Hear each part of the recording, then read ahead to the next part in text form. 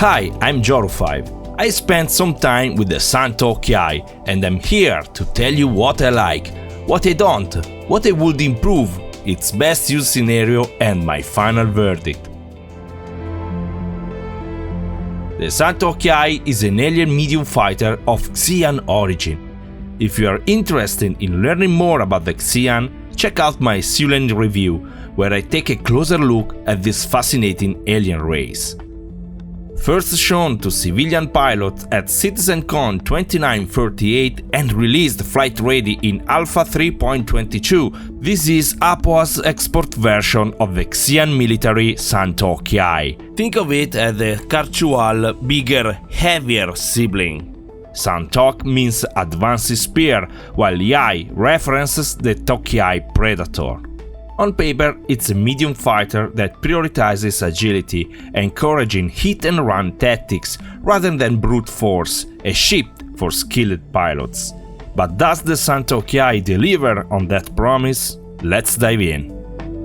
What I like: eccentric design. The STAR-YNXP never sneaks onto a pad unnoticed.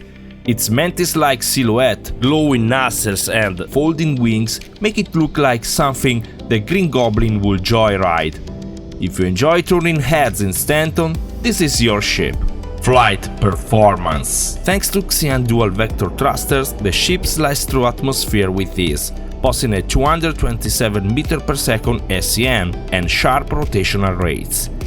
Reaching ground-based objectives feels effortless, and once on site, the STAR-YNXP stays lively in atmospheric dogfights. Pitch, roll and vertical thrust control keep guns on targets without bleeding speed. The fighter carries that responsiveness into space with solid forward acceleration. It also has some of the best strafe capability, even compared to light fighters, letting you orbit strafe larger targets or dance around asteroids with confidence. Cockpit visibility. The bubble cockpit offers almost unobstructed forward and downward views. You see the verse, not struts, and the minimalistic Xi'an HUD reinforces the alien vibe. Close to gold standard. The component bays slide out on anti-grav rails from the fuselage, making it possible the physical access to the components. It also has internal storage that's accessible externally, and it even features an external weapon rack able to carry 2 guns.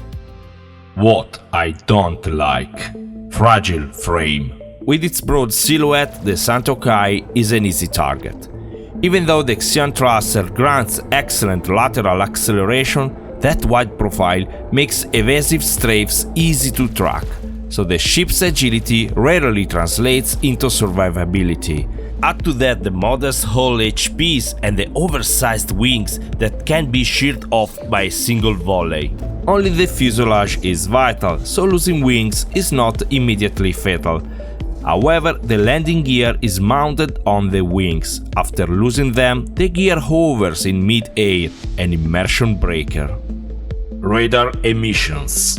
The STAR-YNXP produces emissions comparable to a Vanguard or a Constellation, ships 1 and 2 sizes larger. Combined with its broad profile, this makes it especially vulnerable to missiles. Underpowered weapons. The STAR-YNXP mounts Yang 2 size 3 laser repeaters. They hit softer than Panther equivalents and draw from even smaller capacitors. With the weapon capacitor fully charged, the Yang 2 can fire 60 rounds, whereas Panthers, while dealing more damage, can fire up to 75. For a ship that's easy to hit, this limited damage output is a clear drawback. Landing maneuverability. With the wings folded for touchdown, the thrusters pivot inward, drastically reducing yaw and pitch authority just when you need precision. Expect sloppy correction and unexpected spurts as you try to settle on a small pad.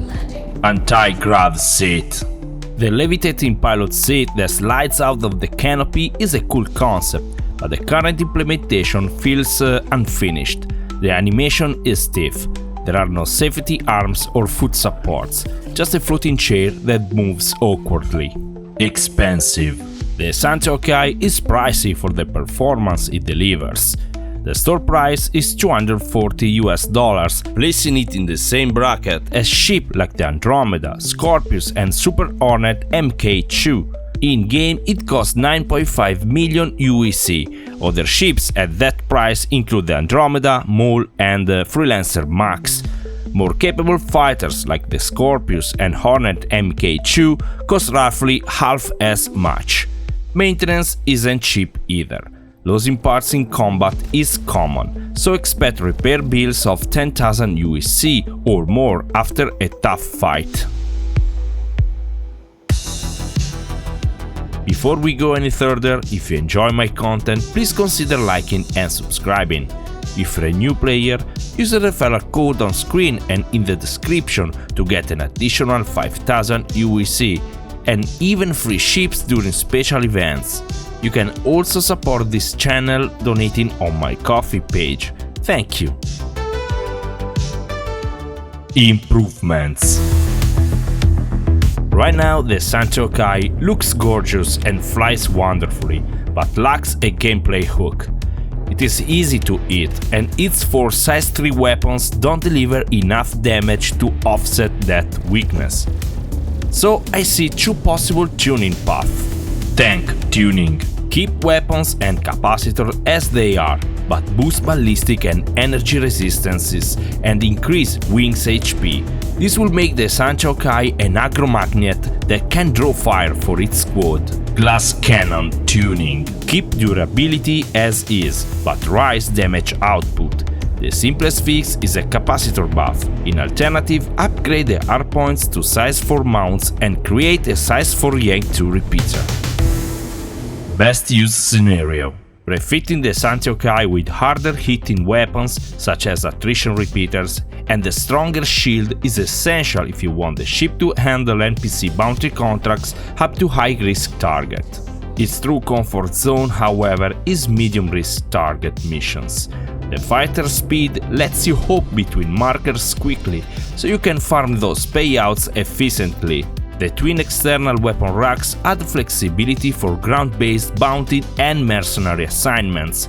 In alternative, carry a max lift tractor tool so you can help friends move loot onto their ships.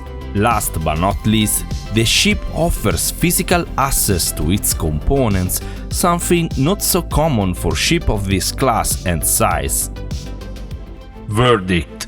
The Xi'an is a head-turner. Sleek, rare, unmistakably alien. It's a joy to fly on bounty missions and will spice up any hangar tour, but in its current form, it's mainly a collector's piece. Performance-wise, the stock configuration falls short.